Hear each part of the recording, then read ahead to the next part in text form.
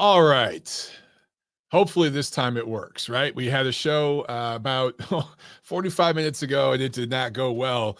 Technical difficulties, guys. There was a system update. My system wanted to do an update and it wanted to just restart and the whole deal. So it was like a systematic, automatic thing. I couldn't help it.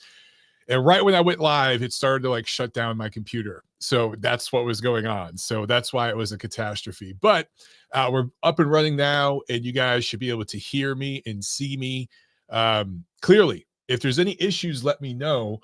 Also, we are live on YouTube, Twitter or X, and Facebook simultaneously. Hopefully, there are no tech issues or glitches or anything like that. You guys are getting me nice and loud and clear. If there are any issues, let me know. We'll iron this thing out. But so yeah, my baby daughter, Josephine Natalia Montero, she is just over 3 weeks old now. She's about 3.5 weeks old. And it's been a rough 3 weeks. We had my wife and I had two kids within a year. So, you know, they say 2 under 2 is tough. We basically had 2 in 1. So it's been rough, and I have dad brain. That really is a thing, by the way. Newborn parent brain. It is a thing. I am mentally just gone. But I'm going to try to get through this episode because we have so much to catch up on. As soon as Josephine came into the world, a bunch of boxing news broke, right? And a bunch of crazy stuff has happened. A lot of some good stuff to talk about too. Some fights coming together finally. So we'll talk about all that. We'll preview the fight coming up tomorrow in Las Vegas, the fight card coming up on Showtime pay-per-view, and just cover all the news, right? And I got phones open if you guys want to jump on, but I'm not going to be able to get to the phones for at least 30 minutes as I go through my my stuff here. Okay, guys. Andrew with congratulations. He says, congratulations on your new arrival, Michael. Hope the family is well. Big up from London. Thank you so much. I appreciate that, brother. Yeah, we're good. We're good. We're just mommy and daddy are very, very tired right now. But Jackie, our oldest, who's a 1-year-old, she's doing really good with it. She's actually been really good with the baby. She blows her kisses and tries to give her kisses and stuff like that. Just very, very sweet with her. So everything is going good. It's just that first month or two, man. It's just brutal. The baby's eating every like 2 hours. And I'm trying to help as much as I can with the baby, but I can't do a whole lot. The baby wants mommy, and I got to help with our 1-year-old. So it's just been insane. But my parents are going to be here tomorrow, and they're going to help out. Tiff's parents were here for a couple weeks, and that was huge. That was a huge help.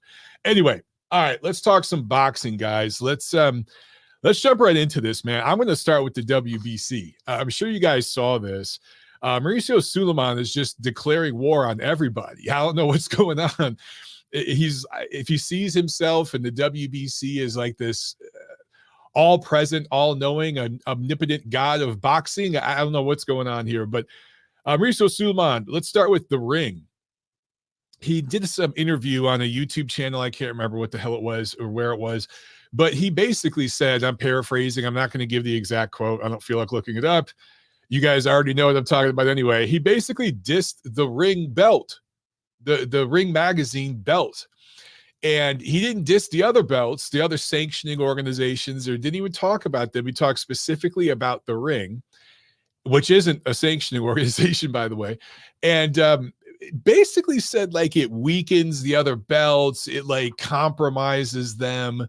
And just stuff like that. It was just ridiculous. I don't know where the hell he got that from or why he, of all the people to call out the Ring, you're not going to call out your competitors at the BA, the BO, the IBF, the IBO, like any of these other organizations. You're going to call out the Ring.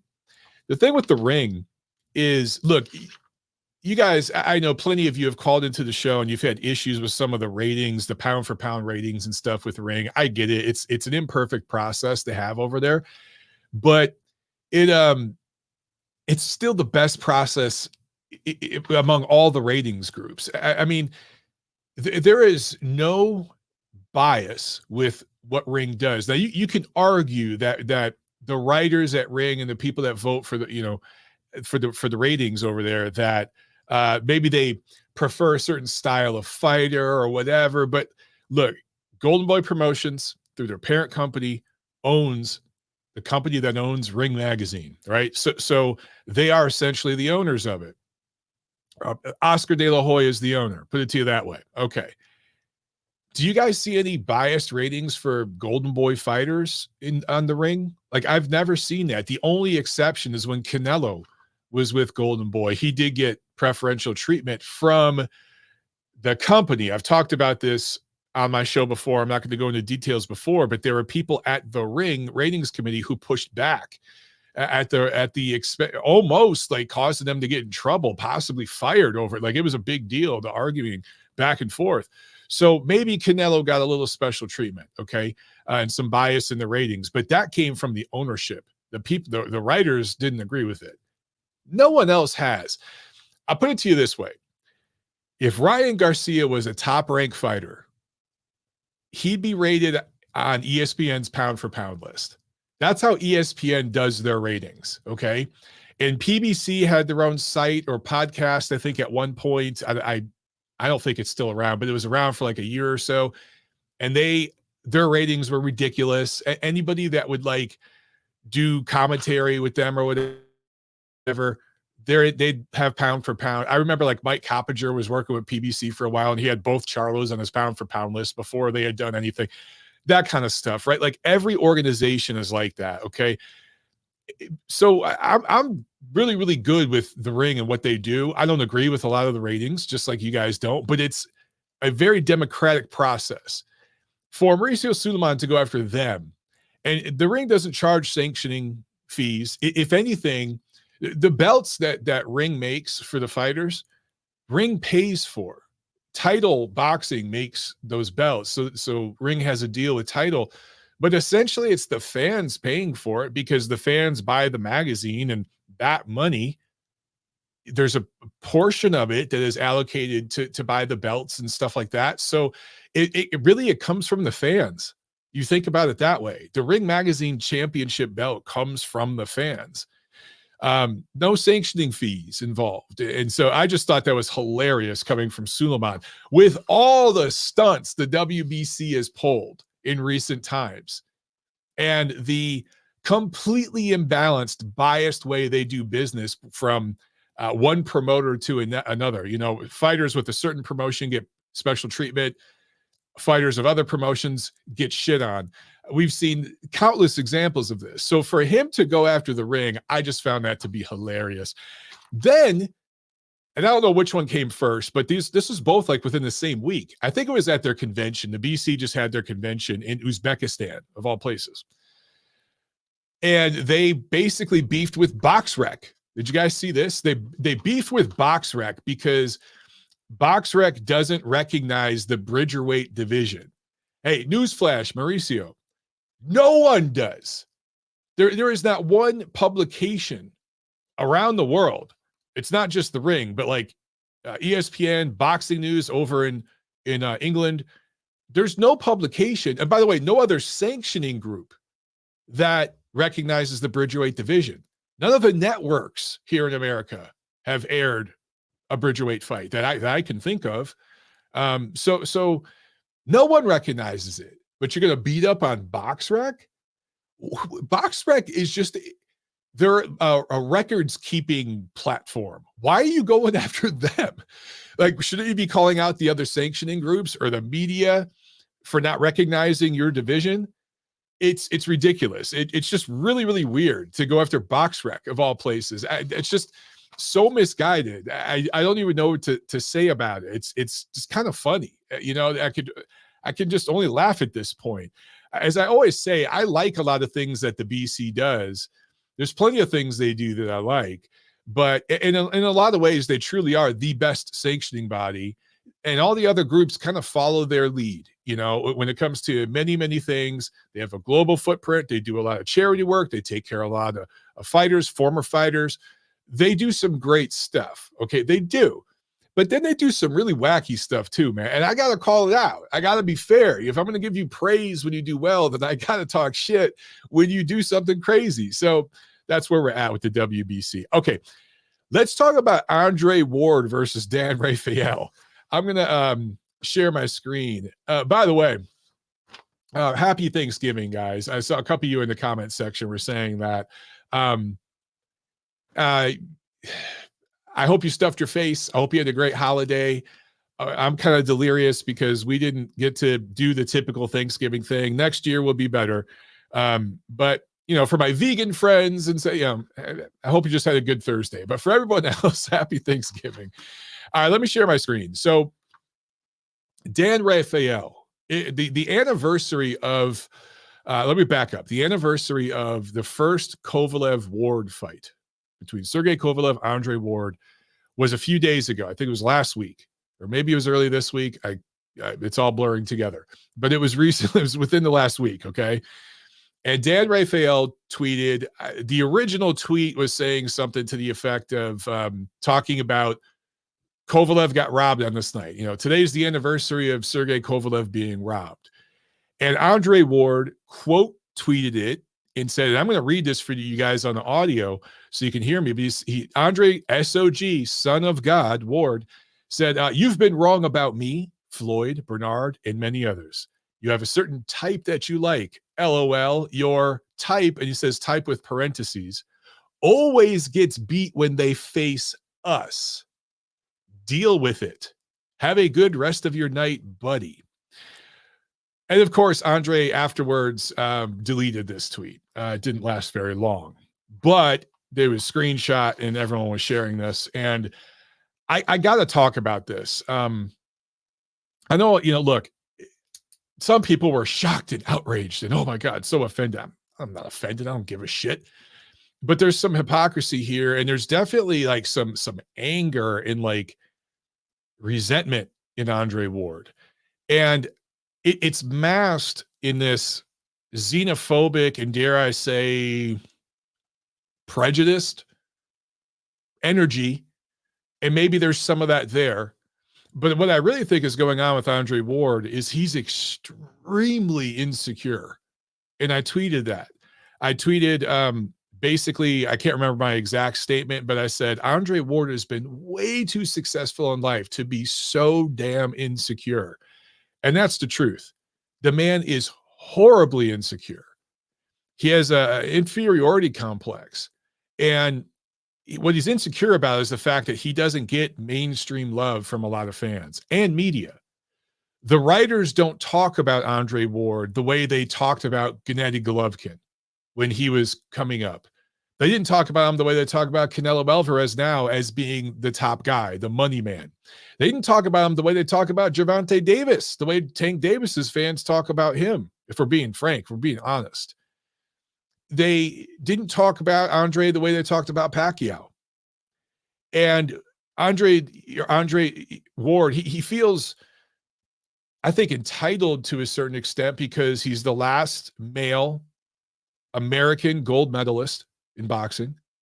He was the legitimate champ in 2 weight classes, retired undefeated. I don't give a fuck about that. I know most of you don't, but in the eyes of some fans, it's a big deal. First ballot Hall of Famer, and I admit I voted for him. I voted for Ward. I thought that year on the ballot, he deserved it. I try to take out the personality and all the stuff that I don't like and just look at accomplishments, and I thought he was worthy. He wasn't like my first 1 or 2 guys that I would pick, but he was in the top 5. So he got my vote.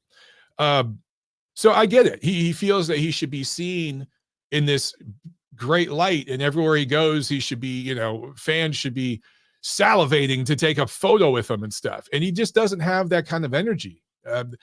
He does get some love from like diehard fans and stuff. And he was hired by ESPN to do commentary. He's worked tons of broadcasts.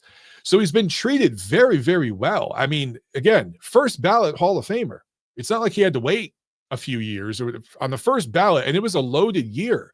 I think it was the year Floyd Mayweather and Vladimir Klitschko were on, if I remember correctly.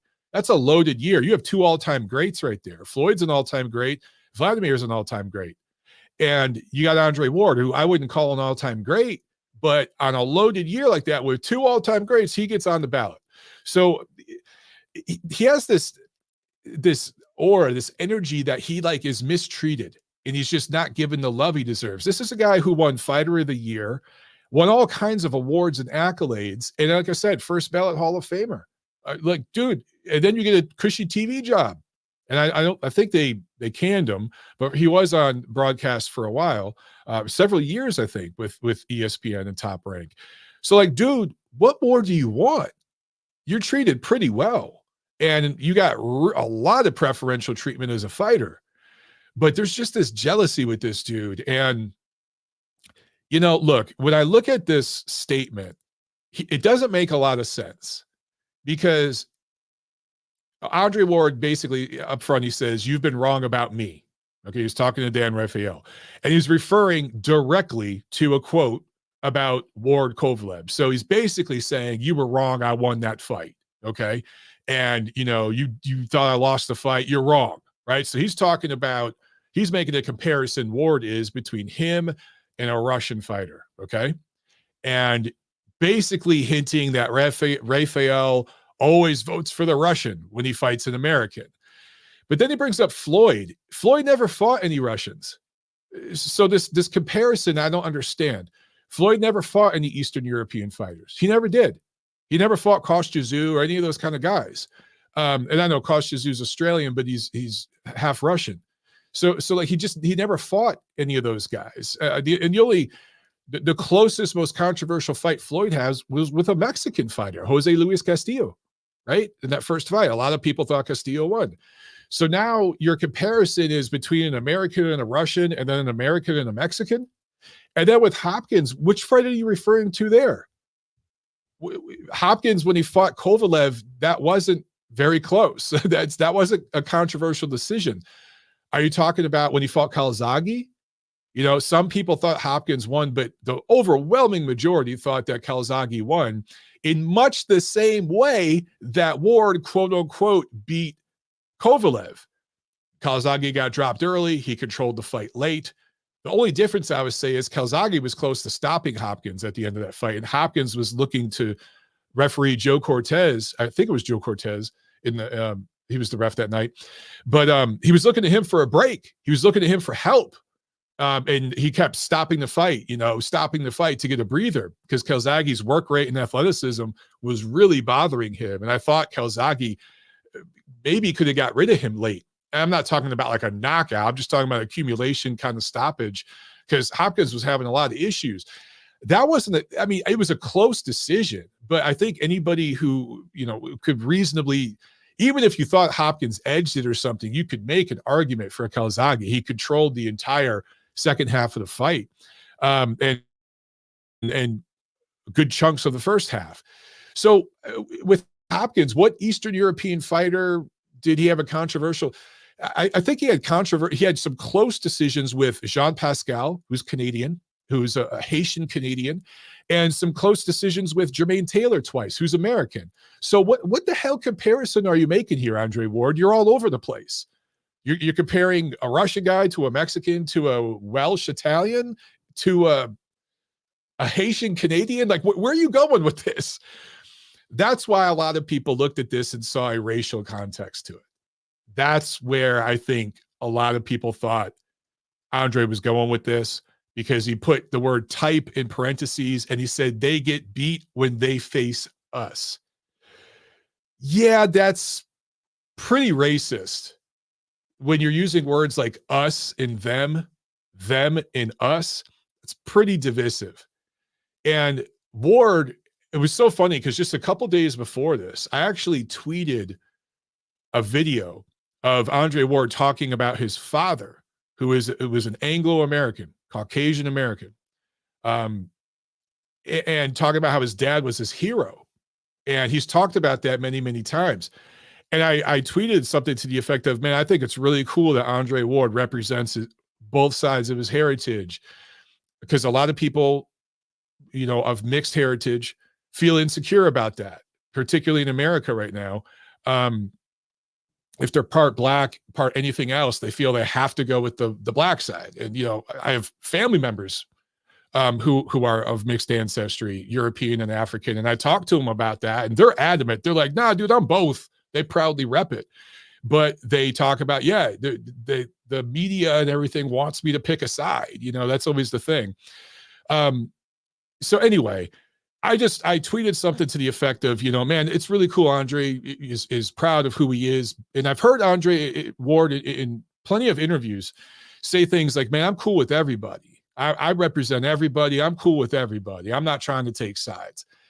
Then he goes and tweets this. Okay. And this isn't a tweet being taken out of context. This isn't a tweet from 10 years ago. This wasn't a shit post. This wasn't him joking around and trying to be shocking or, bombastic or get clicks.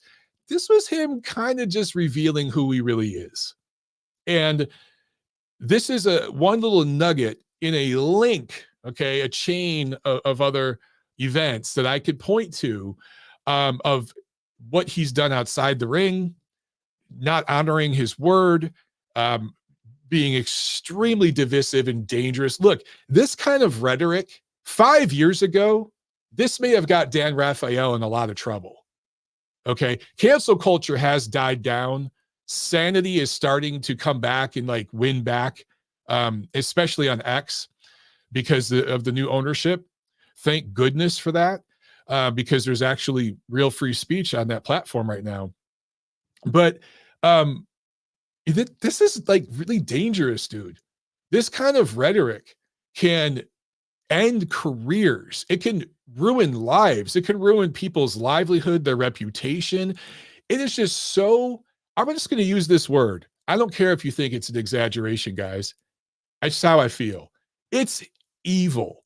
It is straight up evil to insinuate something like this, like Andre Ward is doing, knowing damn well that it's not true. He knows Dan Rafael ain't racist, and he's not rooting against a certain group of fighters, ethnic group over another. I've followed Dan Rafael for 20 years now or something like that. He's not that kind of guy. He's got opinions. He prefers certain styles. He definitely will shit post and talk some trash and rub some people the wrong way. All that good stuff. Fine. You could disagree with his takes. I've disagreed with plenty of them. But to throw that kind of accusation out there, that's dangerous, dude. There was just a kid beat to death, I think, in Las Vegas by 15 other kids. I think 4 of them actually got arrested. But it was a hate crime. There's stuff like that going on in America all over the place because of rhetoric like this. And I don't care if you think that's an exaggeration. This shit could lead to violence. Bad look, Andre Ward. All right, let's move on. All right. Let's talk about the IBF, because we haven't had enough fun about the sanctioning bodies, right? So the IBF strips Terence Crawford of his welterweight title that he won July 29th. I believe that was the date, July 29th, that Bud blew up Errol Spence's hype bubble, just shattered it and, rubbed his nuts in his face and blah, dunk, with nuts in the face. It was just a beat down, right? That's when he gets the IBF belt. So it's a few months later, IBF strips him because Jaron Boots Ennis was the interim champion because he beat someone literally named Karen. That was the person's name, Karen, to get that interim belt. And it used to be that these sanctioning organizations gave you a year to fight your mandatory. So Terence Crawford inherited that mandatory July 29th. So per their bylaws, I would think he would have until next summer, right?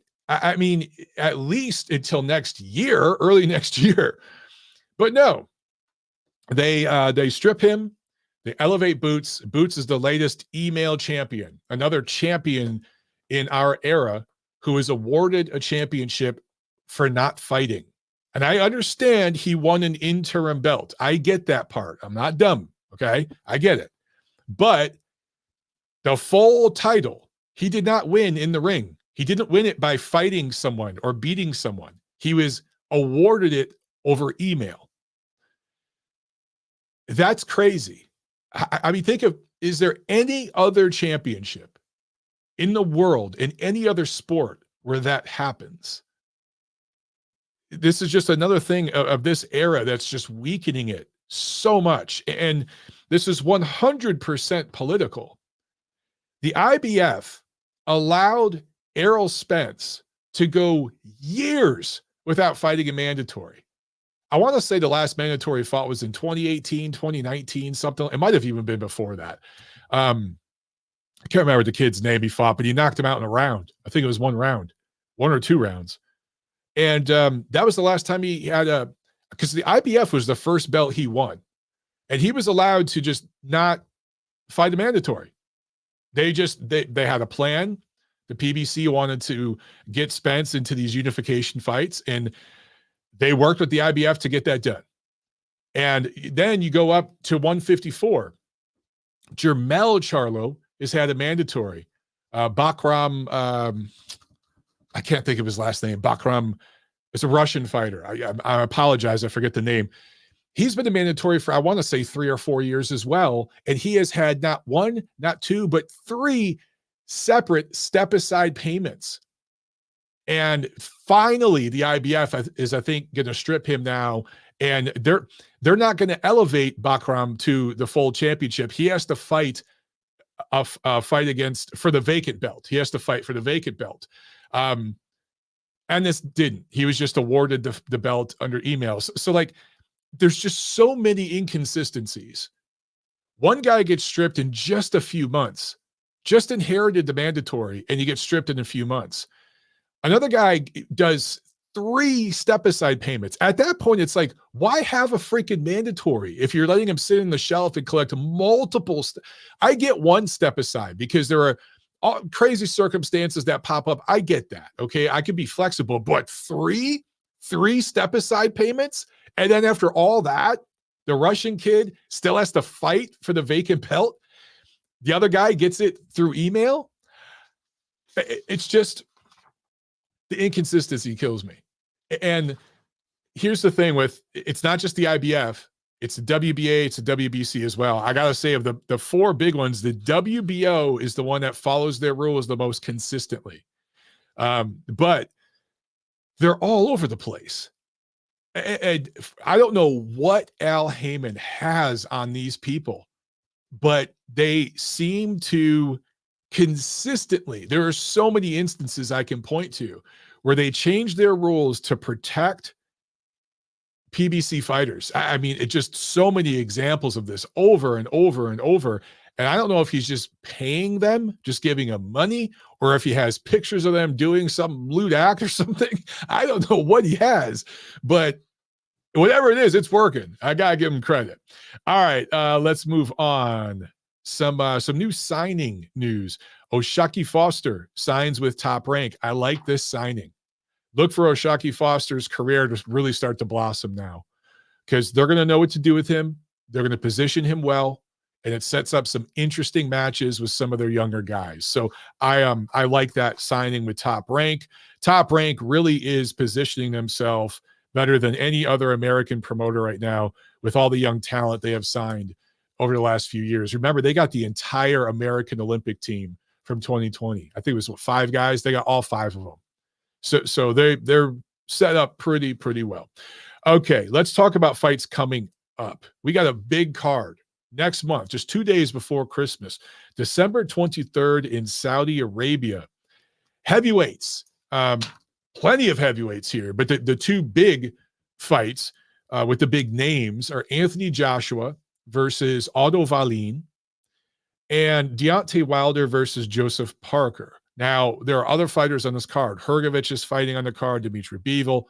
It's a nice stacked card. And for 2023, this is about as stacked a card because this will no doubt be pay-per-view. And I believe it's going to be DAZN pay-per-view. You guys can correct me if I'm wrong, if they've announced that already. But to my knowledge, they have not announced the specifics yet.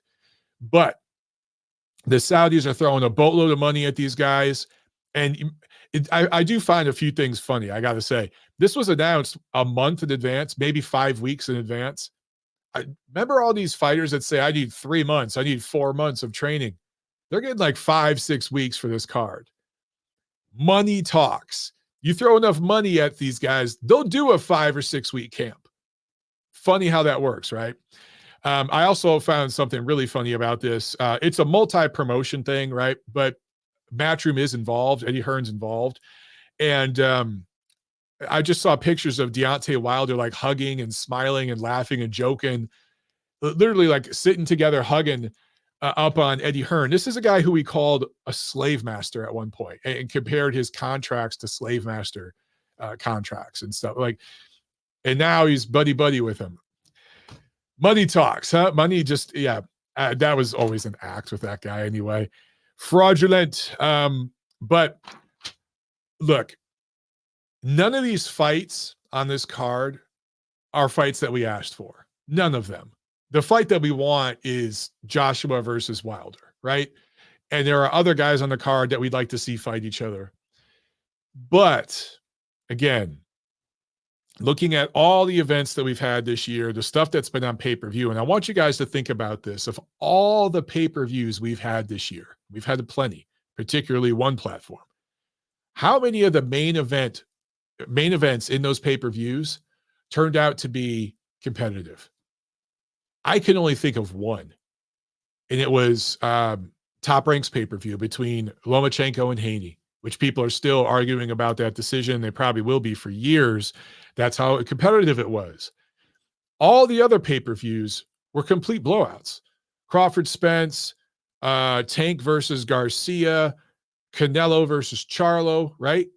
We'll see what happens this weekend. We'll talk about that card in a little bit. And there's some stuff at the weigh-in that we'll talk about, and it relates to the WBC and the protection program and all that stuff. Okay, we'll talk about that. But I'm just thinking, all these events have looked good on paper. They've featured names, but they ended up being complete blowouts, except for one. When I look at a pay-per-view card, I want to see value. I want to see multiple good fights. And I want to see, when I say good fights, style matchup matters. The importance of the matchup matters. And then the competitiveness. Is this a 50-50 fight? Okay, cool. And in the case of this card, I don't think we have any 50-50 fights, but we have such an abundance of fighters and talent that I think it's worth it. You guys want to see Josephine? Come here, Josie. Huh? Before she screams. Josie, say hi, baby. Say hi to everybody. She's got the cross eyes still. When they're really young, they kind of have, they're straightening out there. She's still trying to figure it all out, taking in the sights. Say hi, baby. Look at that full head of hair. Mm-hmm. All right. You be good. She's a screamer. This one, when she's hungry, oh my God, does she scream? She gets hangry, very hangry. She's definitely vocal. Has no problem voicing her opinion. I wonder who she gets that from. Okay. Where was I? This card. Okay. Look, to me, Joshua Valin's going to be competitive. I don't know how competitive Wilder versus Parker will be, because part of me wonders if Parker is just shot. 3, 4, 5 years ago, I may have favored Parker to beat Deontay Wilder just because of styles, because I think he'd be able to stand up to Wilder's right hand, and he's just more fundamentally skilled. I think in a lot of ways, he's a better athlete, the way he fights. He's more balanced. He's stronger, all those things. But that he took an absolute beating in that fight at the end of last year. He took an absolute beating from Joe Joyce. Just beat him to a pulp and stopped him like violently, right? That type of beating. And then after the wars he's had with guys like Chisora and White, where he's taken punishment in those fights, he's won most of them. But Parker's been in there with pretty much everybody in the division. He's a guy who's willing to fight anybody. He's taken a lot of punishment. He's got FU money. He's also a guy who likes to party. He's good friends with Tyson Fury. I'll just leave it at that. He likes the white girl, the nose candy, all that good stuff. Joseph, he likes to party. Okay. So all that's going to add up. And I just wonder, does he have enough to eat that right hand for more than 3-4 rounds? I just don't know. That fight might actually be a blowout, and it might be perfect matchmaking at this time to make Wilder look great and whet the appetite for everybody for a Joshua Wilder fight, because Joshua Valin's likely going the distance, and that's going to be competitive. So Joshua's fight goes the distance. Wilder's fight's over in 3 rounds. That's going to get the cult woken back up, and that's going to help make that pay-per-view next year very, very marketable. So I do one last note about Wilder. I talked about him and Eddie Hearn, a guy that he, said all these horrible things about over the years. Turned out $100 million to fight Anthony Joshua, right? The Wilder fans still refuse to believe that happened, and they still think that Wilder's team really offered AJ $50 million. That was all nonsense. Anyway, I do find it interesting that Wilder rejected that offer of $100 million, and his team, the Leonard Ellerbys of the world, the Steven Espinosas, all those guys, saying, we refuse to fight on an app. Wilder's not going over to DAZN to fight Anthony Joshua. Joshua's got to come over here. Remember all that? 4 years. Literally a month, maybe 2 months after Showtime Boxing announces it's no more, Wilder goes to fucking fight on DAZN. A month later. It goes to show you guys how full of shit these people are.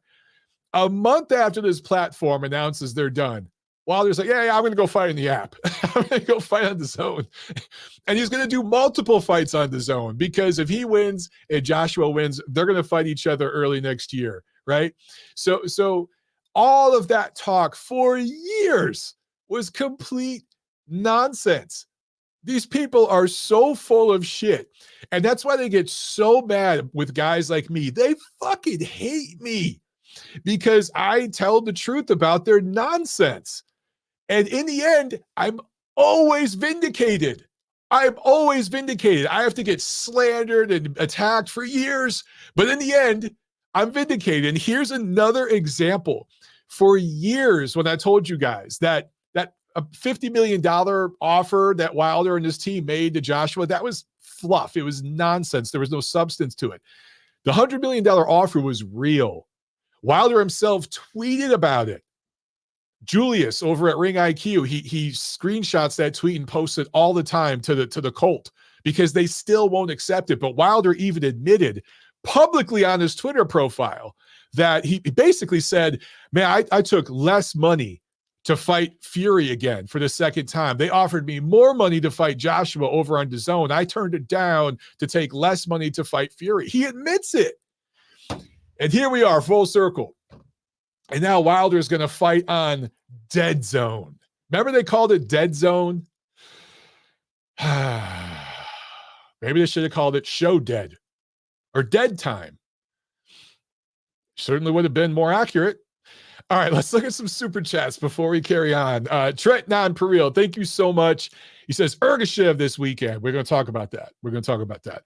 So whatever I spend on pay-per-view, I'm also betting on Ergashev to try and get my money back. Nathan Heaney was 9-1 underdog and won, if only. Damn, 9-1. Those are some nice odds if you win that. Appreciate the super chat, brother. We'll talk about Ergashev. That's the fight of the card. Ergashev versus Subriel Matias. That's the fight for the diehard fans. That's the fight, in my opinion, that's going to steal the show. And I think Ergashev is really going to announce himself in that matchup. We got another super chat from Mossbergs. Thank you so much. He says, Salute Montero. Can't wait for the Saudi heavyweight card. They making moves, and it's great for the sport. Hell yeah, brother. I'm going to talk about that in just a second here. They may be saving boxing.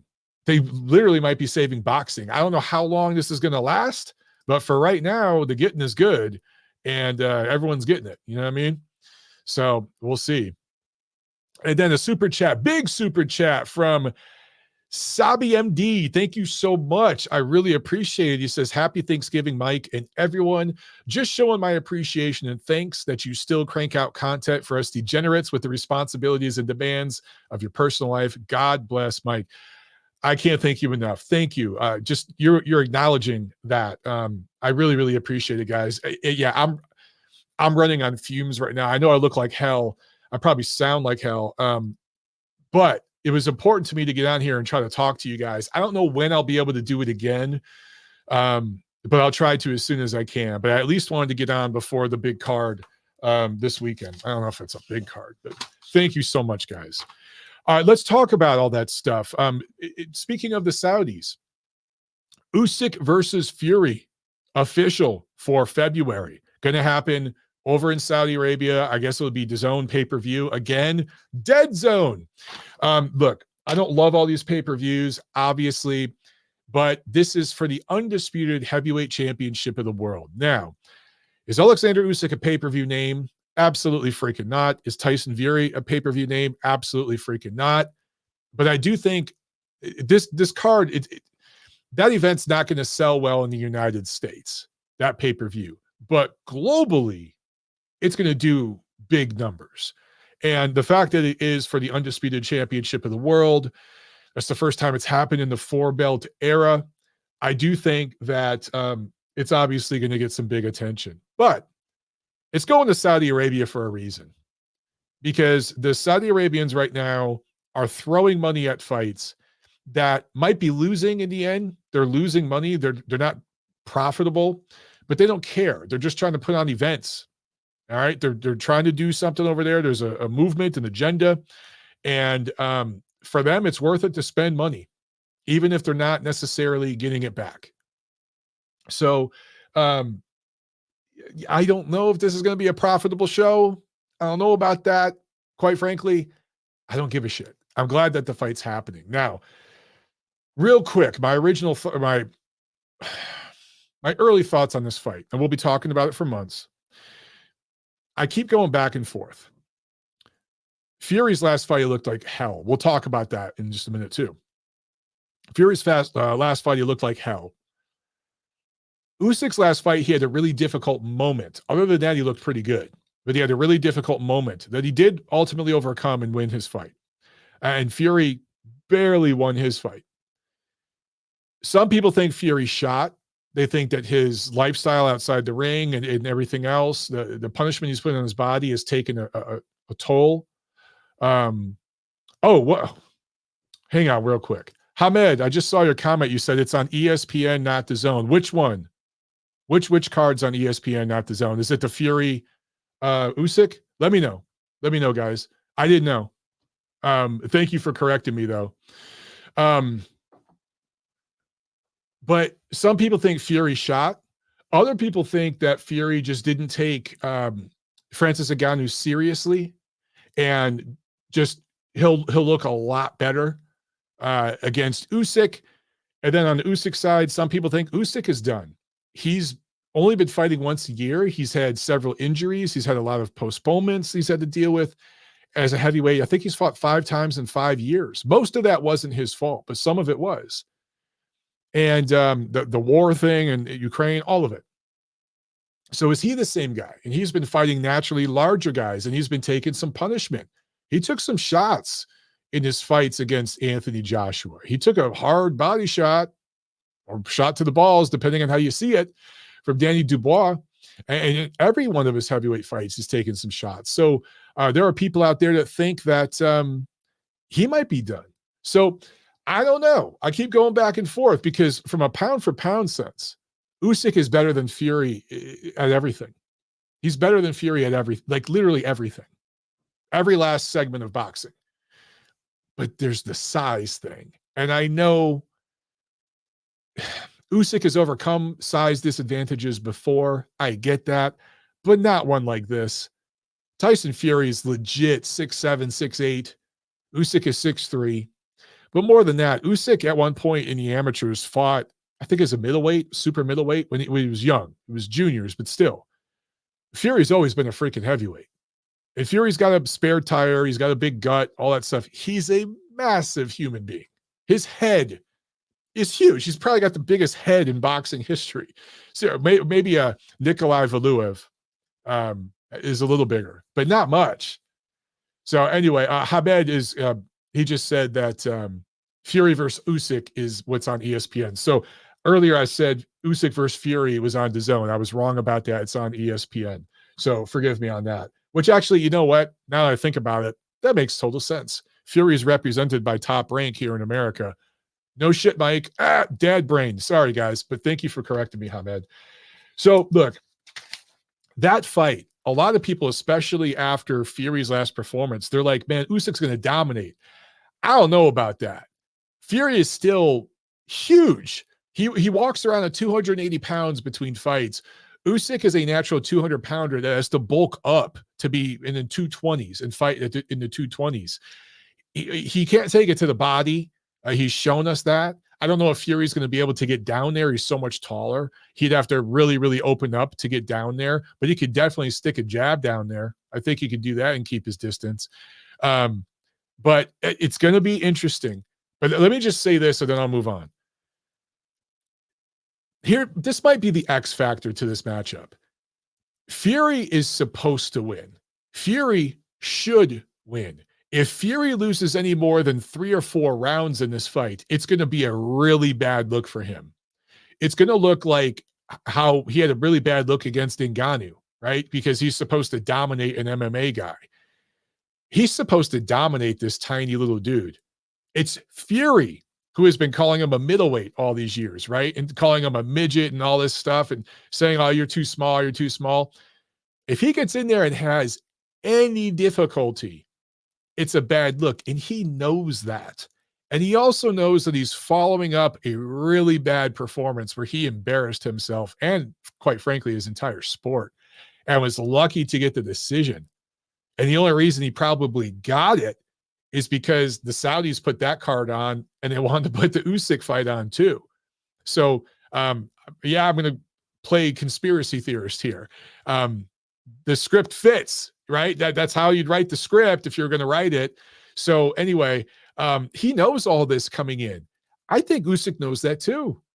Usyk knows that he's supposed to lose. He's the smaller fighter. A good big man beats a good smaller man, right? He knows that. I don't think there's any pressure on Usyk.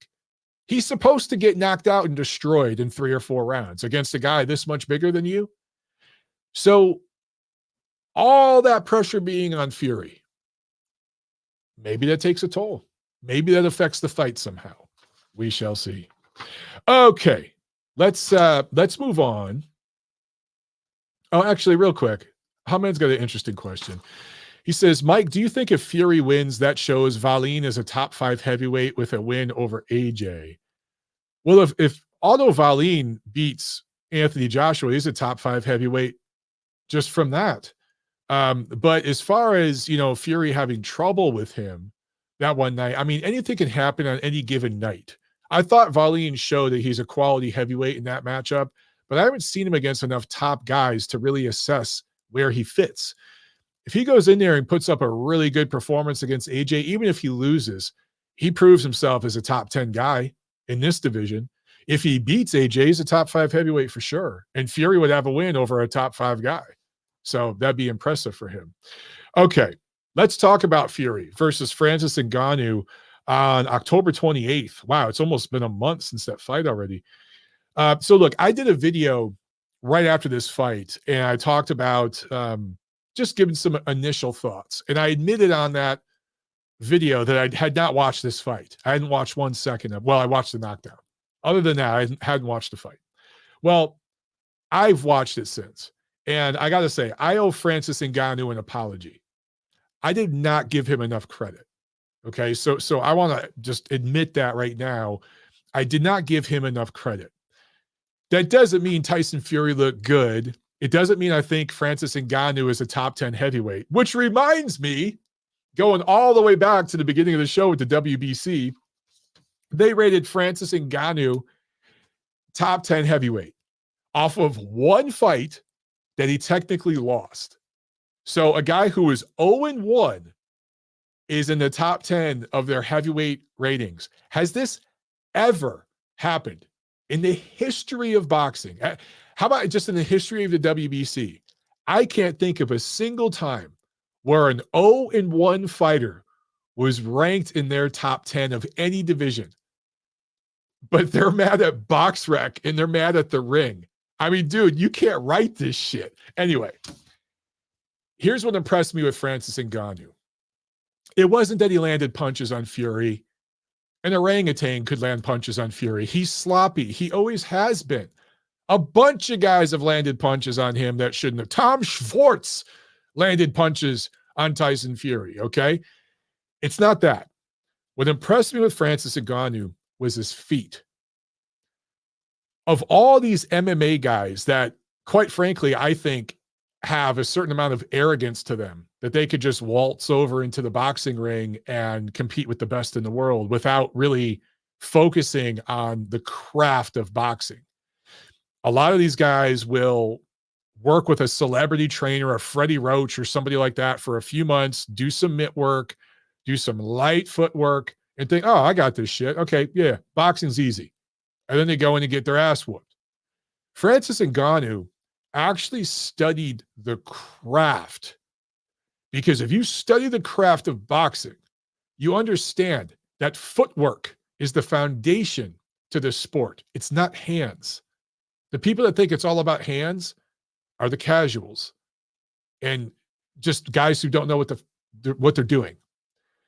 Ngannou focused on the feet. It's not that his feet move like Willie Pep or or Sweet Pea or someone. No, I'm not saying that. Okay.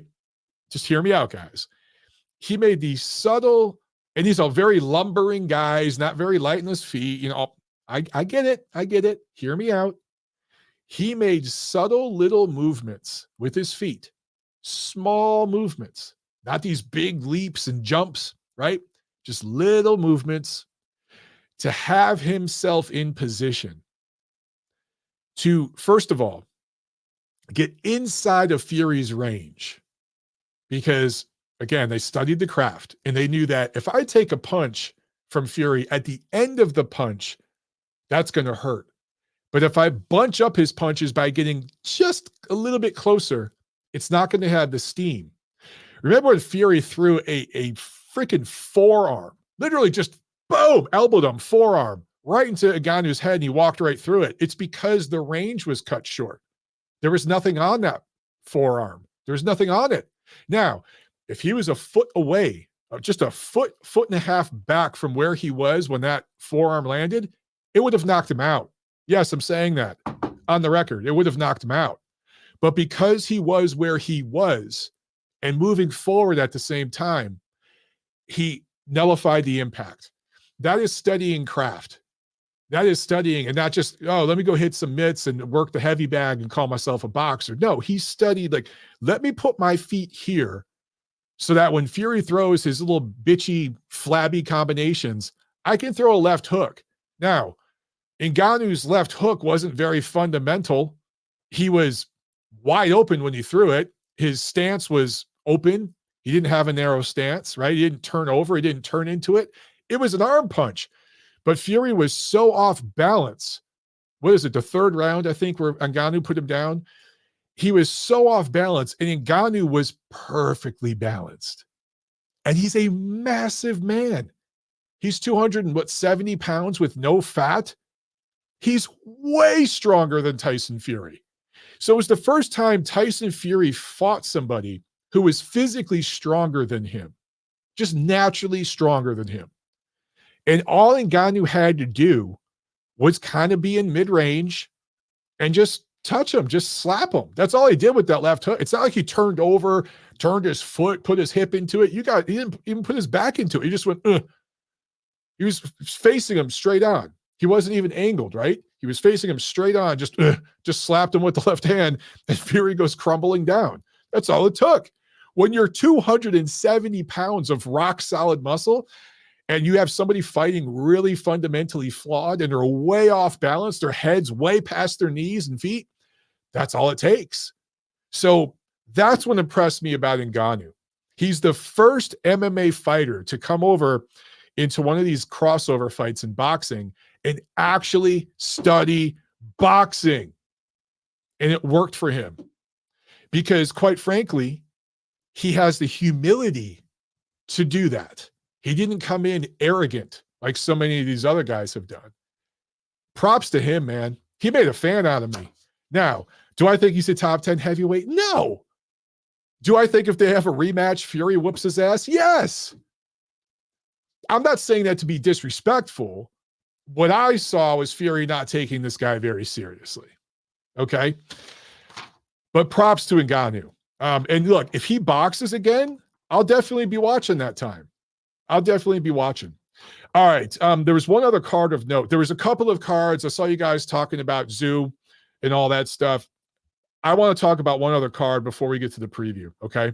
So, yeah, it's been a few weeks. I'm just going to highlight a couple things.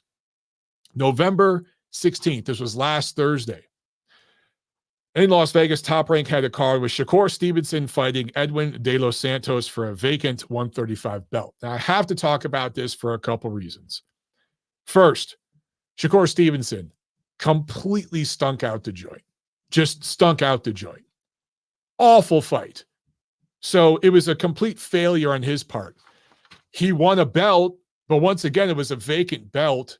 Devin Haney was the legitimate undisputed champion at lightweight. You can argue Lomachenko should be the undisputed lightweight champion right now if you thought he beat Haney. All fair, if that's how you feel. Many people do. But this was a vacant belt. He wasn't fighting the main man for this belt. It was just another vacant. And I think a couple of the belts he's won have been vacant. I want to say his belt at 126 was vacant.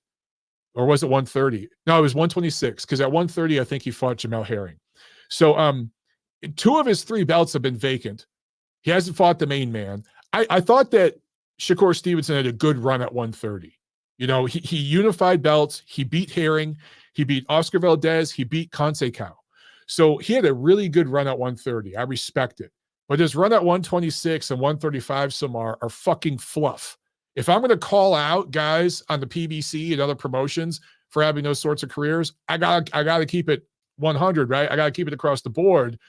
And Shakur Stevenson is being marketed now, because I saw ESPN the next day market him as a 3-division champion, Shakur Stevenson. And that just shows you how watered down this era is. If you want to call him a champion at 130, again, he unified belts. He fought a few really good fighters. Okay, cool. But he was a title holder at 126 and a title holder now at 135. As I always say on this show, there is a major difference between a title holder and a world champion. You don't have to be undisputed to be considered a champion in my eyes. But if you unify a couple belts, if you fight the top dogs, a few of the top dogs, okay, you're a legit champion, right? You don't have to be undisputed, because that's all political. But at 126 and 135, Shakur wasn't the freaking champion. He had a belt. Let's not get it twisted. And sticking with ESPN and now Top Rank, guys, I like the idea of a Thursday night show. And they only did this because there was like an auto race that weekend, so they couldn't do the fight on a Saturday, so they had to do it on Thursday. But I like the idea of Thursday night boxing. Thursday night in the winter especially, there's nothing going on. Football is you got Monday night football. Sometimes you get Thursday night football, right? But nobody really watches those games. You have great opportunities on Tuesday, Wednesday, and Thursday, even Friday, to put on cards that people might watch. This was cool having a Thursday night card, but it started after midnight. Nothing good happens after midnight, right? Remember Gremlins? Some of you guys are too young. Don't feed them after midnight. Yeah. Don't have main events after midnight, especially if it's a weeknight. People have to get up and go to work the next day. It defeats the purpose of weeknight boxing.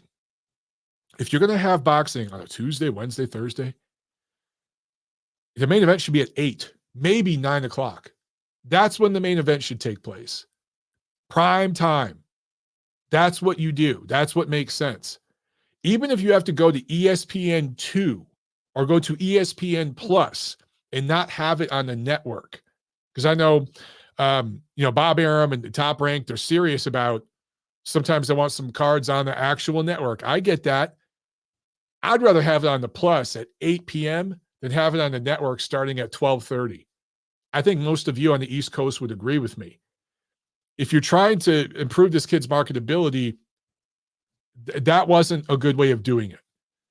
Now, speaking of marketability, Stevenson, after stinking out the joint, I should mention, I'm not going to give the exact punch stats, but these guys, Stevenson and De Los Santos, by the way, it takes 2 to tango. It's just as much De Los Santos' fault. But Shakur's the main man. He's getting paid $3 million for this fight. He's a 3-time world champion, right? Dude, it falls on you. I'm sorry. It falls on you more than the other guy. The other guy was your opponent. That's the truth here. Heavy wears the crown, my friend. Heavy wears the crown. Shakur Stevenson stinks out the joint. Him and De Los Santos set a record for the fewest amount of punches landed. And I think the fewest amount of power punches landed in a 12-round fight, followed by CompuBox. For perspective, I tweeted about this. The fight between Tyson Fury and Vladimir Klitschko, which was just shredded on social media, right? Every single writer ripped it apart. Every podcast ripped it apart. Everybody on Twitter and social media ripped that apart. Every forum, chat room ripped that fight apart. Both Fury and Vladimir in that fight threw and landed more punches than these two, and they're heavyweights, super heavyweights. These guys are lightweights. Lightweights are supposed to throw more punches than middleweights. Middleweights are supposed to throw more than light heavyweights. Light heavyweights are supposed to throw more than heavyweights. You see where I'm going with this? So that horrible, horrible heavyweight championship fight between Fury and Klitschko, that had more action, more punches thrown and landed between big men, literally twice the size as these guys. Just to put it into perspective. And what does Shakur Stevenson do the following day? I'm not even going to share his tweet. You guys, I'm sure, saw it. He gets out there and says, basically, hey, if you don't like it, kiss my ass, don't watch. I'm still the champ. That's basically what he said. And I'm thinking, yeah, champ, that's not the best way to market yourself. First of all, you're fighting Thursday at like 1 a.m, and you're putting people to sleep against a guy that what were the odds for that fight? That had to be at least 4-1, 5-1. And there's a beauty to Shakur Stevenson not getting hit. But when you're literally turning around and running away, which he did multiple times, and turned his back and ran away, that's not the same thing as standing in the pocket and making a guy miss. There was a heavyweight, the last generation, Chris Bird, American fighter. I think a lot of you younger guys should look him up and watch some of his highlights. Chris Bird was undersized for a heavyweight, but he had a lot of success against much bigger guys. He would stand right there in the pocket and move his head. He had exceptional hand movement and very good hand speed. Best hand speed in the division in that era. Underrated, I feel. Just overall as a fighter, he was underrated, underappreciated. But he would stand in the pocket and slip punches and make these big guys look foolish. That's different than what Shakur Stevenson did, okay? So the ESPN commentators slobbing him over, oh, he doesn't get hit. He gets hit less than any other champion in the sport. I keep using that word, champion. Yeah, I got you. Kid turns his back and runs away from a fighter that he's picked to dominate, right? That's supposed to be like a showcase for your guy to like market him. Not only did you put it on too late, but he stunk the joint out. And then he doubles down the next day and says, all of you kiss my ass. If you don't want to watch, don't watch. Someone needs to talk to that kid.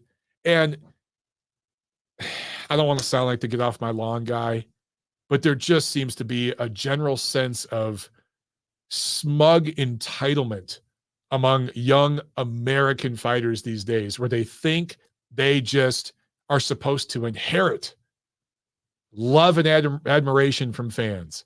And there's a style of fighting that some of these guys have that is just not the most entertaining style. And when you're marketing yourself as a killer and a gangster, which Shakur tries to do, right? If you just look at his social media and the stuff he says, the things he says about himself, the way he represents himself, he tries to represent himself as this killer, this thug.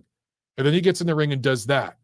If I was Shakur, I'd be marketing myself as a defensive specialist.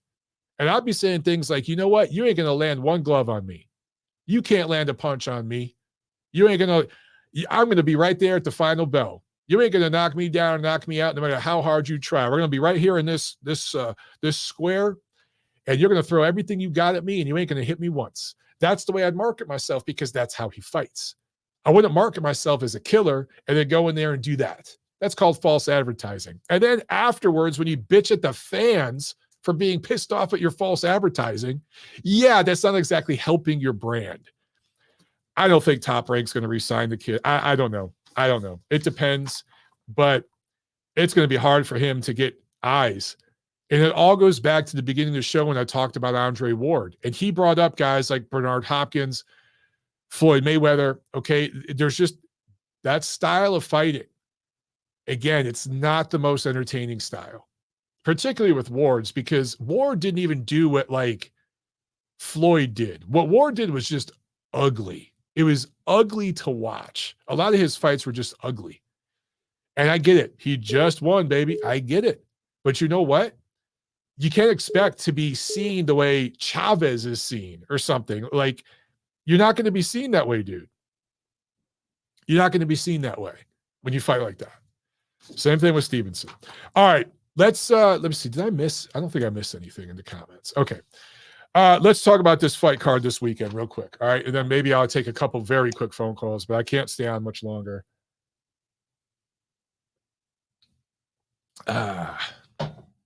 Okay.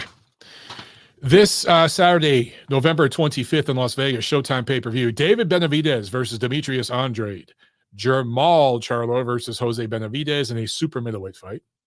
And Subriel Matias versus Shojahan Ergashev. Okay, real quick, main event.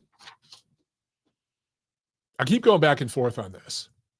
I can see, part of me thinks Benavidez just mows Andrade down because Andrade has done nothing in his career to prepare him for this fight.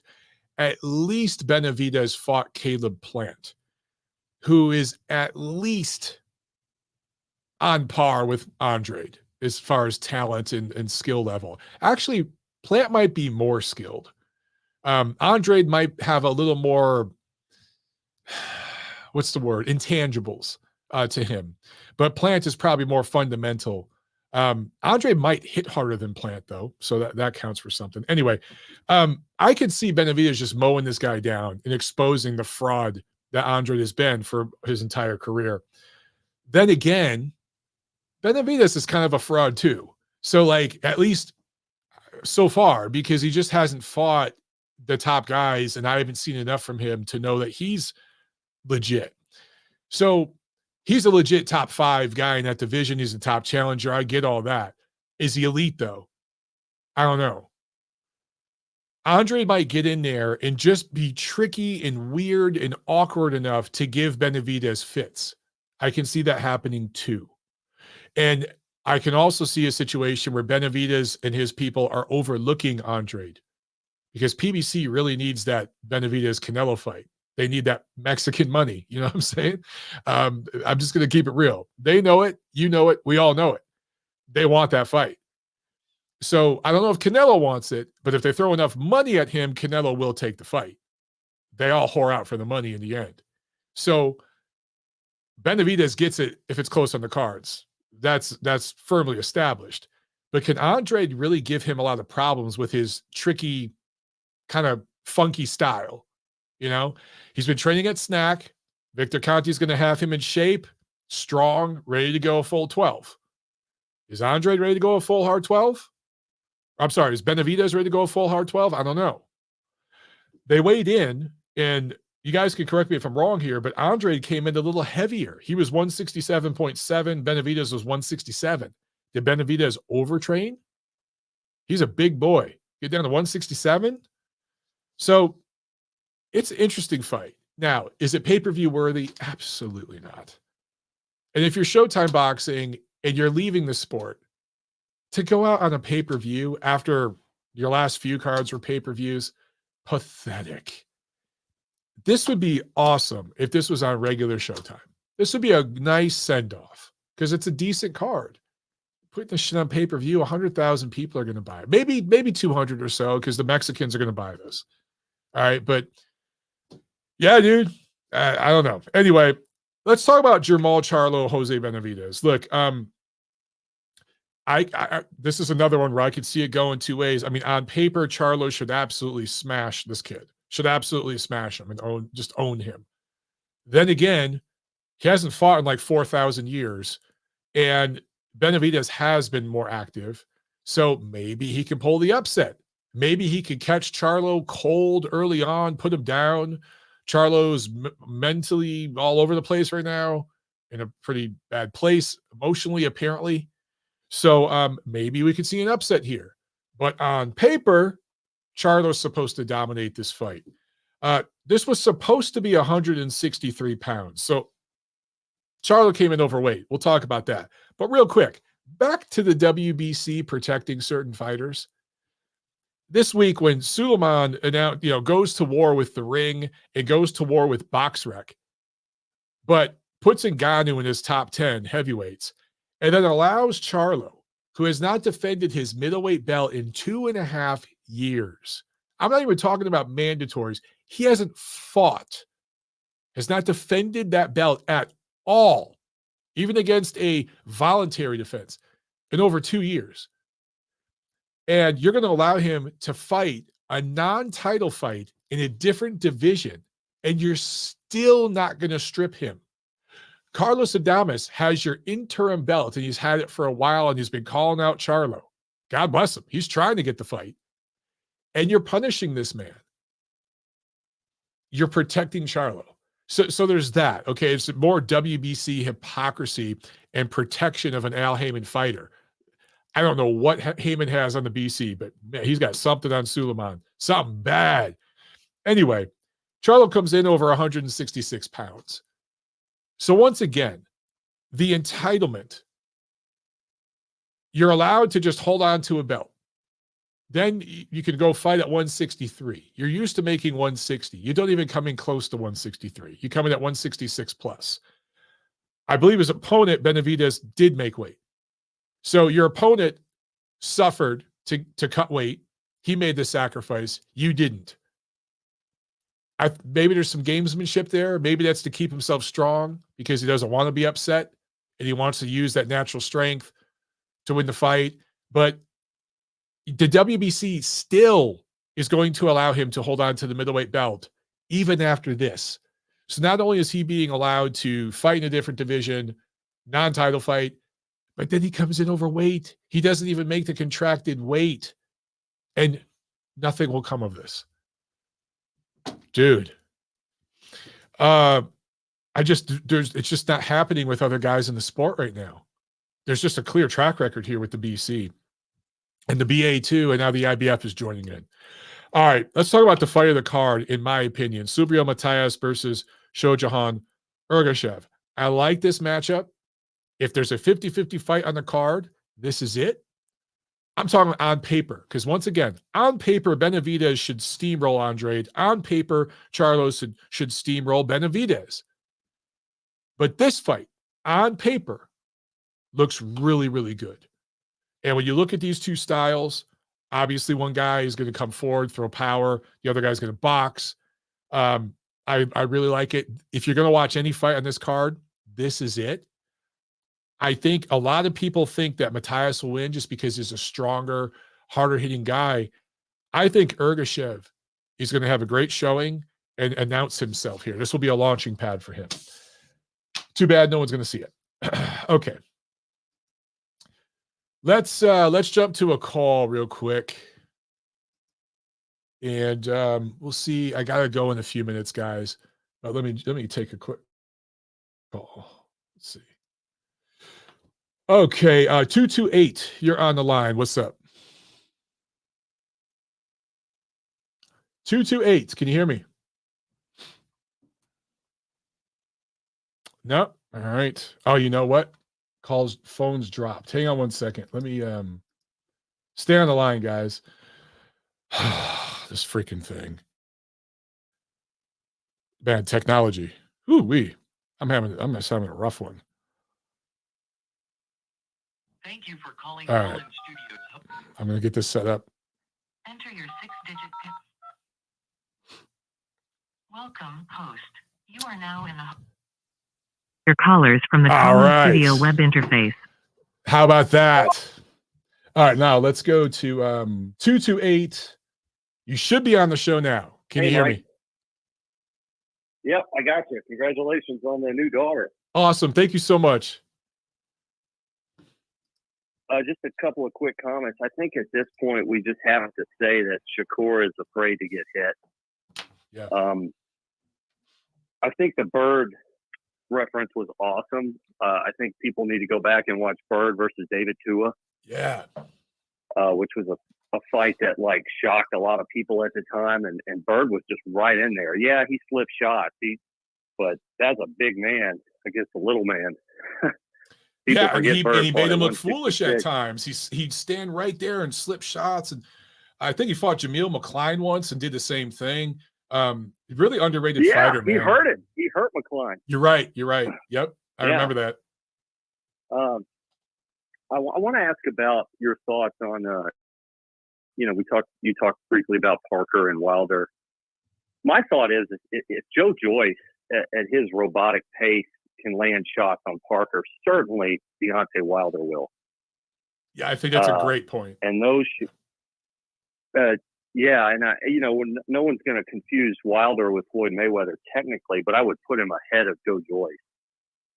And I just don't think, over the course of 12 rounds, he's not going to land that shot. And you're absolutely right. I think Parker.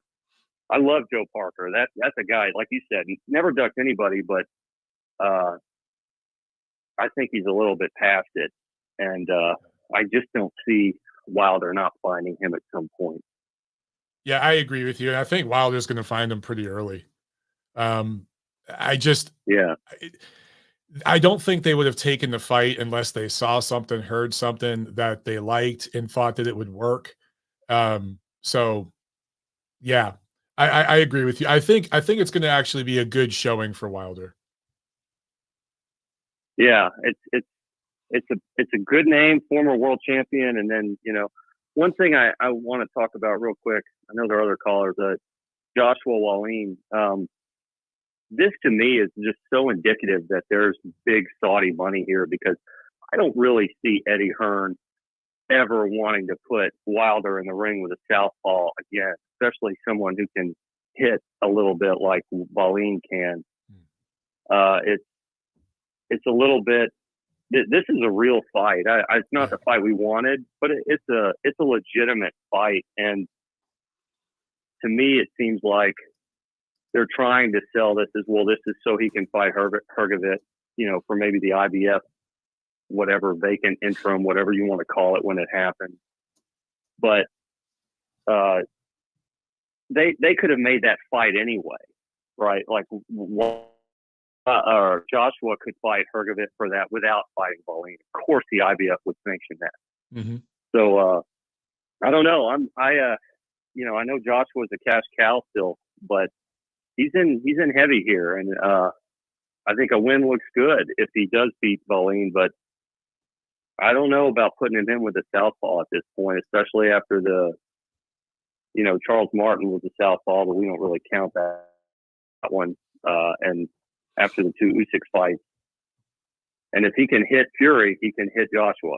So that's really all I have, man. Really good. Love your show, and we'll talk to you soon. Thanks, brother. Good stuff, man. Definitely call back. Have a good one. Will do. Dude. All right. Corey Lee Boxing, thank you so much for checking in, brother. He says, awesome channel. Keep it going. Happy holidays. Same to you, brother. Thanks again. Great points from that caller. You got to think, if Joe Joyce can catch Parker over and over and over, and I mean, he landed over and over, you got to think Wilder can land the right hand. Right? You just have to think that. And I don't know if Parker at this point is enough in his career to keep Wilder off of him. So I'm gonna pick Wilder by knockout in that fight. Joshua Wallin, I could see going the distance. I really can. All right, let's take like two more quick calls, guys. Let's Nacho, what's up, man? How you doing? Hey, Mike. Happy holidays. And congrats on your daughter. I'm sure she's keeping you up at night. Oh yeah. 24/7. Yeah, just really quick. Let me give you the other viewpoint as to why I think Parker would be favored to win that fight. You got to remember, Wilder has only fought once in the last 2 years, and he fought less than 3 minutes, Mike.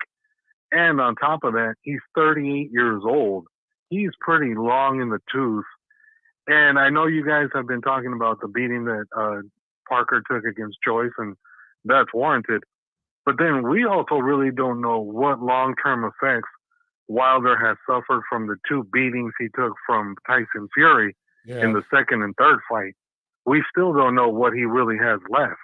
I think a lot of people are fooled by the mirage of the Helenius KO, and they think that he's back. And to be honest, I think he's not all the way back. And I think this fight is going to be a legitimate, we're going to get a legit idea of what Wilder really has left. And I think it's going to take him a while to knock that rust off from the 2-year layoff, Mike. I don't think he knocks him out in any way, shape, or form. I think Parker might legitimately, stay outside, box him for a little bit. And then as the fight wears on, I think he's going to start to get more and more aggressive and start to attack Wilder and smother him on the inside. And I think he's going to follow Tyson Fury's game plan. And I'm just curious to see what Wilder really has left, to be honest with you. I don't think he has much, but that's just my opinion. So that's why I'm favoring Parker to come out and win this fight. The other stuff you were talking about, Mike, of course, Ergashev, Matthias is the fight for sure on that undercard tomorrow night. I think that's going to be probably the fight of the night. It could steal the spotlight from everyone else. And I expect to, see a back and forth battle between both guys. I wanted just to bring up something really quick about Ergashev, Mike. Ring IQ was saying on his channel last night that he saw somewhere about Ergashev said something along the lines of win or lose tomorrow night. He was going to call it a career. Have you heard anything about that? No, in fact, he just there's an announcement coming with him soon with like who he's going to be teaming up with. I can't really talk about it, but yeah, there's some news coming with Ergashev soon that I've heard from my guys up north. So I haven't heard anything like that. That's crazy. He might just be saying something to get in this dude's head. I don't know. Oh, okay. That's kind of what I was wondering. I'm like, why would you say something like that going into a fight? That doesn't make any sense. I've never heard a guy going into a title fight saying, win or lose, I'm walking away. Like, that usually doesn't happen. So I'm just wondering if it's not a ploy to kind of let Matthias think that he's not focused on the fight and maybe he takes him, he doesn't take him seriously. But I don't know. I guess we'll see. Hopefully the fight lives up to the hype tomorrow night.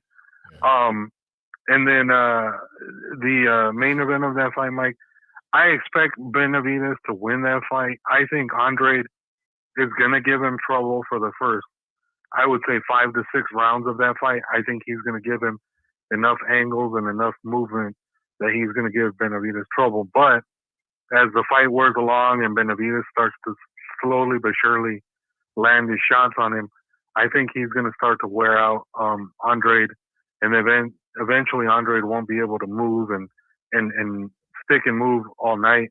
And I think he's going to have to be forced to bite down and fight. And there hasn't been too many times in his career he's had to do that. And so I think this is the one time that he's going to have to end up doing it, and he's going to probably end up, getting taken out late. I could see Benavidez taking him out in probably the 10th or the 11th round of that fight. The only thing I'm concerned about, Mike, like you just announced what they weighed in at. I know Benavidez weighed in at 67, but by the time the fight starts tomorrow night, he's going to be 190 easy when he walks into the ring. Yeah. So he's going to have at least a 15-pound advantage over Andrade, and that's going to make the difference for sure in that fight. He's just going to be huge going into that fight tomorrow night. So that's why I think his size and his strength is eventually going to get to Andrade as the fight goes along. And then you were talking about Stevenson. Mike, that was the absolute most putrid performance I've ever seen a guy take on in a main event. Like, you brought up Fury Klitschko, and I watched that fight, and I was completely bored to death in that fight. But I don't even know if I can say that this fight didn't surpass the actual boredom of that fight. Like, that fight was just as awful as the Fury Klitschko. I honestly think De Los Santos got screwed in that fight, Mike. I feel like De Los Santos put on a way better performance than he's being given credit for by a lot of fans and media. And I just think that a lot of people, for some weird reason, they just assume that Shakur Stevenson's going to be like the next American star. But like you said, Mike, if you start putting up performances like that and you fight guys that legitimately you should be beating and you're literally getting, close decision of victories like that, then I'm sorry, no one's going to pay to watch you. And for damn sure, Top Rank's not going to pay you the money that you've been getting lately from that contract. Mm-hmm. And like you said, I wouldn't be surprised if they don't have some sort of, negotiation where that kid's going to have to eventually take a pay cut because of the fact that Top Rank is not going to keep paying him that kind of money for stinkers, like that moving forward. If the kid wants big money, he's going to have to fight big names and in high stakes fights.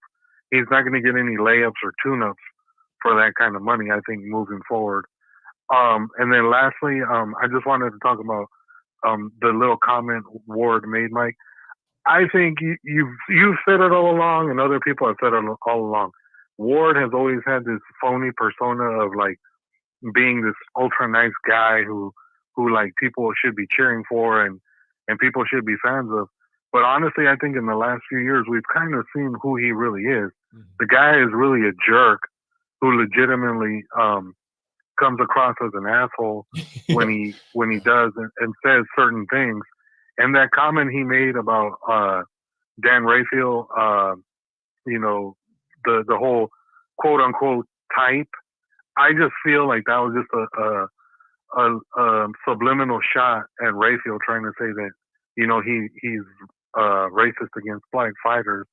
And I think that couldn't be further from the truth because in all the years I've seen him write about black American fighters, he's never once disparaged or said anything that people could contextualize as racist. So for Andre Ward to go out and try to like just implicate that or imply that, I mean, about Dan Rafael, that's completely, that's complete garbage. And it just shows you what kind of a person Andre Ward really is. Right. For, like you said, for a guy who's been as successful as he is, for him to be so petty and jealous about the way he's viewed as a fighter, it's just comical. The guy is so insecure and petty that it's not even funny. So, all right, Mike. Well, I hope you you have a great rest of your time with your daughter, and hopefully at some point you do get back on.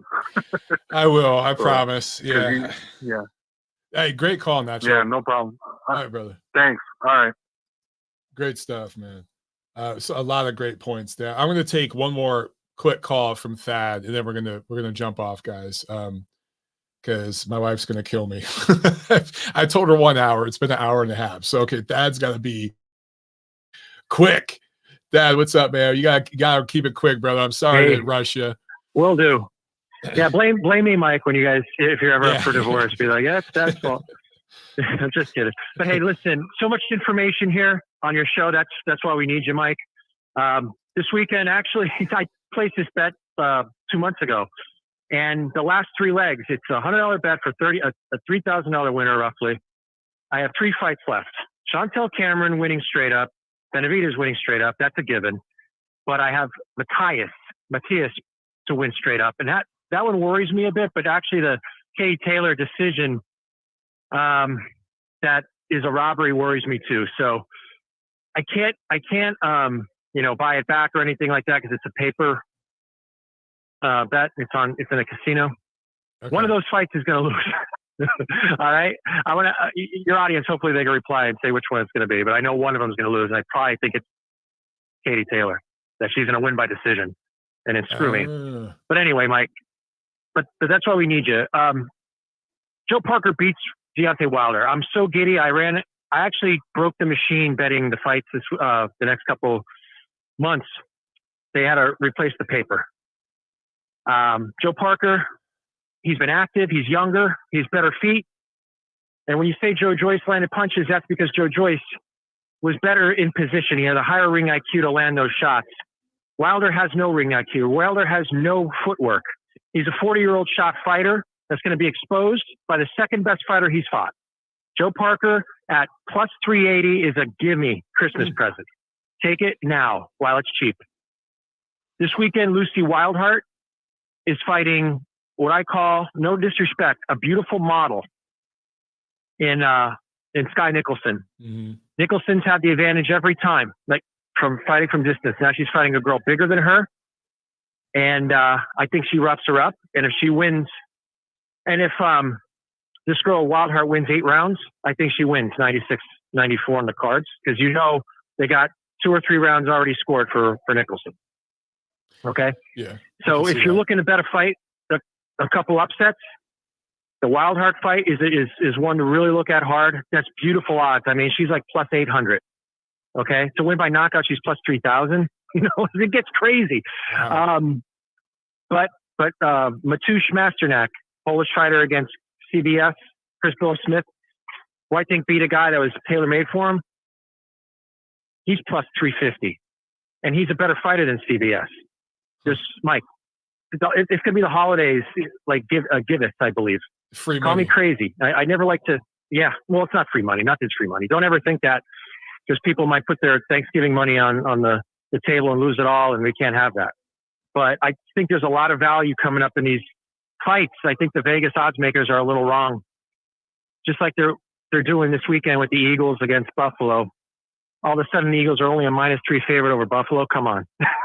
They're trying to catch the square bettors to bet the house on Philadelphia. Like they're trying to catch the square bettors betting the house on Deontay Wilder. Okay. And they're trying to get the square bettors to bet the house on Sky Nicholson, if there is such a thing. This is what they do to make money. So I think we have an opportunity to take advantage of, $100. That's all it takes. Everyone could afford that. But lastly, Mike, and I wish I could expand further. Believe me, I wish I could. These fights are beautiful to bet as an underdog. But what you said about Andre Ward, I've always disliked Andre Ward because he's a phony. I cannot stand people who are phonies. I cannot stand people who say one thing and do another. Say what you want about Floyd Mayweather. He's an idiot sometimes, but he made money, and for the sport, he probably did bad for it, but the shtick worked. Mm-hmm. And if you look at Mayweather, he's donating money to Israel, and the guy, he's not a bad guy. Andre Ward is a bad guy all around. Anyone that's that big of a liar, where with his father and just doing that, so disingenuous, and the people he hangs around with. And I believe Kathy Duva made a request, or she made a statement about not having to see those people again after the second Kovalev fight, because they were just so rude, so disgusting. They were awful. It just shows awful and who he is, and it affects Shakur Stevenson, who came to the ring with Floyd Mayweather and Andre Ward and stunk the place out. And I thought, leading up to the fight, I thought it was going to be a stinker because both styles were counterpunching. And I think it did a service to Mayweather and Ward, stinking the place out like he did. I think he honored Mayweather and Ward, the Money Mayweather era version of Floyd. But I thought it was ironic. And if you want to copy and paste the fight, Mike, take the Shakur Stevenson fight and then copy and paste onto Devin Haney versus Regis Prograis. Oh, Haney's going to run. Just copy and paste it, Mike. Yeah. It's going to be a decision for Haney because the judges already have 4 rounds for Haney already written in. That. So Prograis got to win 8, 9, 10 rounds. It's not going to happen. So he's not going to be able to chase him down and knock him out. Haney's the bigger guy, believe it or not. He's 2 inches taller and he's about 30 pounds heavier. It's unbelievable how this guy, and I've heard so many people say he's a fake lightweight. These are boxing trainers. Fake lightweight. This guy had to have special weigh-ins to accommodate him because he's 160 70 pounds in the ring as a lightweight. He'll be about 185 at 140. That's unbelievable. You have to ask, with Snack, what does Victor Conte have up his sleeve? Honestly, you have to ask that. Oh, and speaking of drug testing, Mike, December 23rd show, Big Baby Miller. Has anyone tested this guy? No. Oh, yeah, I forgot. I forgot he's on that show, too. The baseline. Yeah. He's on the show. The baseline is well past. He could have done, this guy was a human petri dish. I've never seen so many PEDs in one guy. He's already done the cycle. You're not going to catch him. Yeah. He could have done it 6 months ago leading up to this. So I think that's a fight that Dubois might actually lose. He might gas out at the end and give up. Because if he's on the gear like I think he is, he could last till the 8th, 9th round and just wear him out. So people, if you're betting that fight, just be cognizant of this fight might have a little herky-jerky stuff to it. And that's the beauty of it. If you have some, wherewithal to figure out, well, they're not going to be able to drug test in a month to get a proper baseline. There could be some serious implications here. And the thing with Charlo, to cut you off here, Mike, Charlo weighing in at 166.5 is an outrage. That guy Benavidez walks around maybe after Thanksgiving at 166. I think that's the biggest he can get. Charlo will be probably a cruiserweight coming into that ring. And he'll be bloated and he's not going to look good. And when you're an alcoholic or when you drink alcohol, it's a vasostimulator.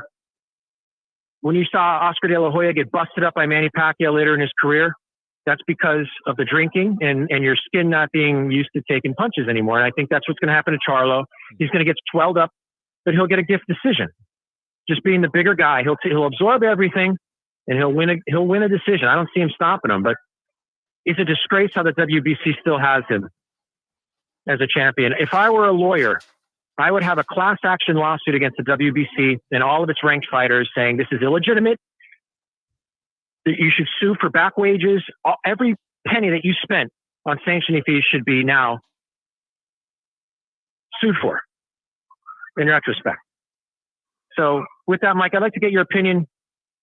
Which fight you think is going to lose on that there's 3 legs of the last 3 legs of my parlay there. Because Mike, it's $3,000 off a $100 bet. That's pretty awesome. But yeah, man, I gotta go, Thad. I gotta wrap it up, man. Sure. But I think Ergashev's gonna beat Matthias. I do. Oh boy. So we'll see. Yeah. I'm really getting scared of that. But yeah, just blame it on me if you get in trouble, okay? All right, we'll do. All right, thanks, Thad. All right, thanks, man. All right. Okay, bye. All right, guys, that's it. I don't know when we'll be able to do it again, but I promise we will soon. And we'll be back on regular schedule at some point. I just have to get some freaking sleep in. And once that happens, we're good. All right, guys, I appreciate you. Enjoy the rest of your week. We'll do it again soon. Peace.